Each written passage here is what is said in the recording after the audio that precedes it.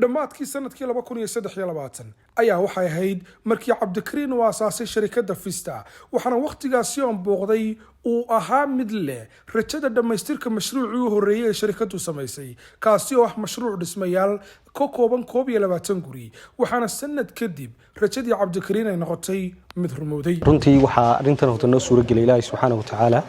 oo marka hore mahad oo dhan iska leh mar labaadka markii mashruucan aan fulinay runtii qorshaan ku galnay aad baa looga baalandegay waxaana isugu yimi dad badan oo khubaro ah oo ka shaqeynayay mashruucan sidii u fulin lahaa dadka ka shaqeynaya day to day ga dadka office ka shaqeynaya back office ka waxa soo dhan la isku geeyay ayaa runtii team workers ayaa noo hirgeliyay in mashruucan si dhib yar noogu hirgalo iyo waqti kooban oo runtii loo oran karo shirkad markaa bilaabatay shaqada ومشروع النوع انت لاج شغديده ku bilowday koowaad in muddada inta lag ay ku dhamayso marka guud ahaan Ilaahay baa mahad leh waxaan kale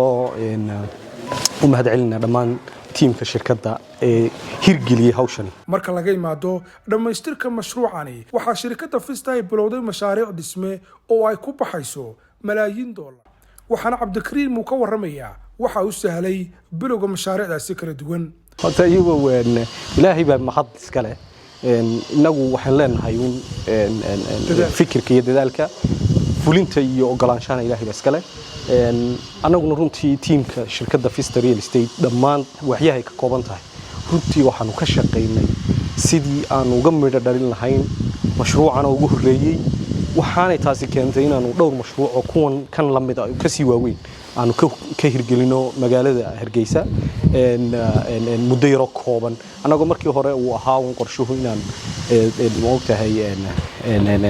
dadaalka u badino laakiin alxamdulillah Ilaahay baa noo hirgeliyay inaanu mashaariic badan oo kan ka sii waaweyn aanu fulino haatan waxaan booqan doonaa mashaariicda kala duwan ee wado shirkadda Vista oo ay qaarkood yihiin kuwa hirgelintoodu ay ku cusub tahay dalka مشروعنا نشوفه يمكن حليها MYG ومشروع ككوبان 13 guri oo G+1 oo gated community مشروعنا هو يونيك yahay 13 nin oo asxaaba ay isla qaatay inay xaafad sameystaan xaafadan MYG baa la yiraahdaa waa gated community waxa leedahay playgroundkii access wixii ay u baahnayd xaafad oo dhan masaajidkii bay yeelanaysaa waxa la yeelanaysaa supermarketkii reeraha xaggan soo degaa waxa ay ku noolaan doonaan nololaha ay dadka kale ku nool yihiin gated community-ga marka runtii mashruucani waxa weeyaan qaybtii construction-ka waxaan u fulinaynaa dad kale marka insha Allah isaguna wuxuu socdaa muddo yar oo kooban waxaan rajaynaynaa inaan wareejino June sanadkan insha Allah 25 dhismayaasha shirkadani uu sameeyay Cabdikariin kaliya kuma koobna sameynta dhismayaasha caadiga ah balse waxa qayb weyn ka ah horumarinta dhismayaasha birta ka samaysan marka gurigan waa structure-kiisu waa steel sagxadiisu waa shub gidaaradiisu waa shub marka waxaana lagu talagalay runtii waxaan u dhisnay shirkadaha dawooyinka mid kamid ah shirkadaha ugu waaweyn keena shirkadaha kalena runtii kan iyo qaar ka waaweyn oo kale waa loo hirgelin karaa yes runtii aniga laftiga aad buu soo jeestay I love it aad baan hadda markaa waxaan sameyn karnaaba xitaa qaar dadku ay seexan karaan ama ay digi karaan commercial sidan absolutely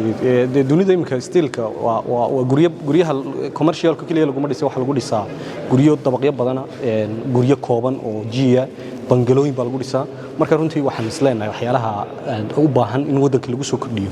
ayay ka mid tahay waana tijaabadii ugu horeysay aan halkan ka fulino iyadoo advance ah oo ka sii fiican iyadana insha Allah mustaqbalka dhow aan keeni doonaa hadii Ilaahay halkan waa mid ka mid ah mashaariicda ay wado shirkadda Vista oo ay ka wado xaafadda Malsalaha waxaana lagu magacaabaa Almaas baa lagu magacaabaa waa guryo aad u tiro badan oo aad u qurux badan runtii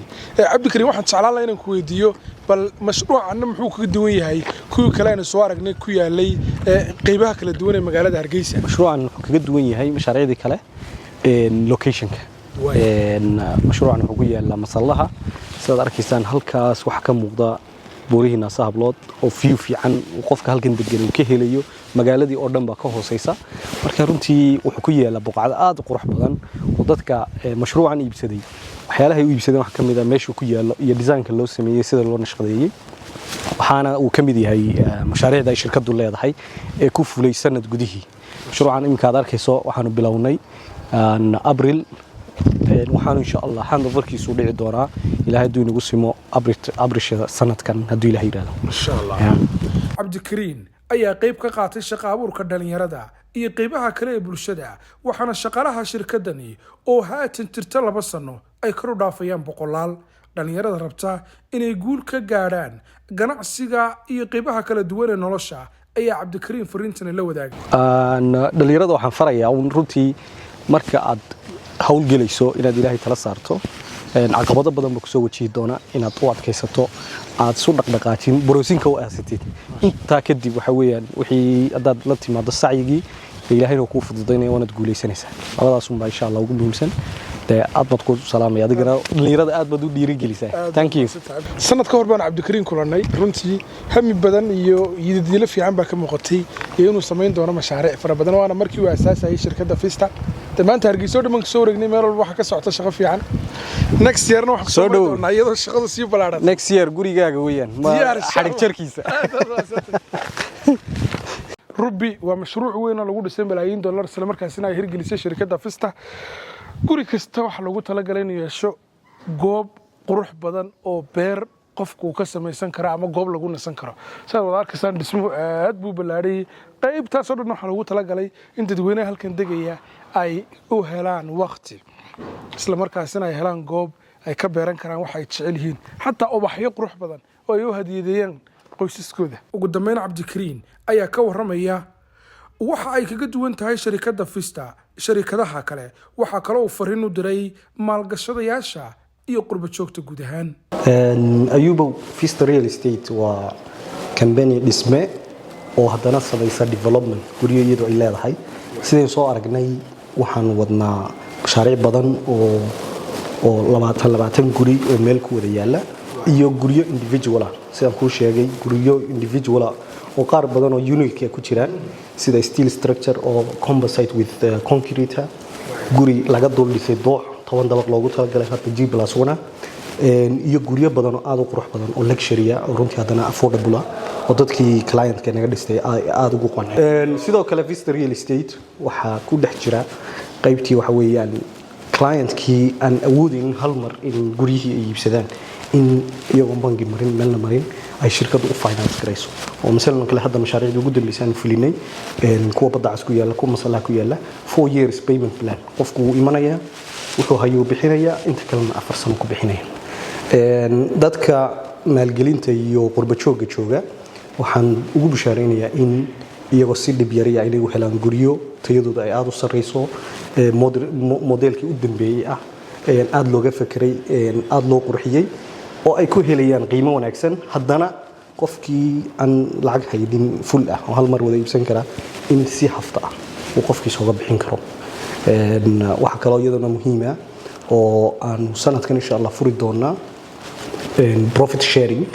oo company-gu inka wuxuu ugu talageliyaa dadka maalgashadaha ah ee lacag uu hayaa waxaanu garanayn wuxuu ku qabto iyadana waxaanu haynaa fursadihii lacagtaasi uu faa'iido uga sameyn lahaa sanadku ma ku dhamaadana uu profit qaadan lahaa iyo wuxuu ku maalgashada marka runtii intaasaan soo jeedinayaa dadka ganacsatada iyo qurba joogtada.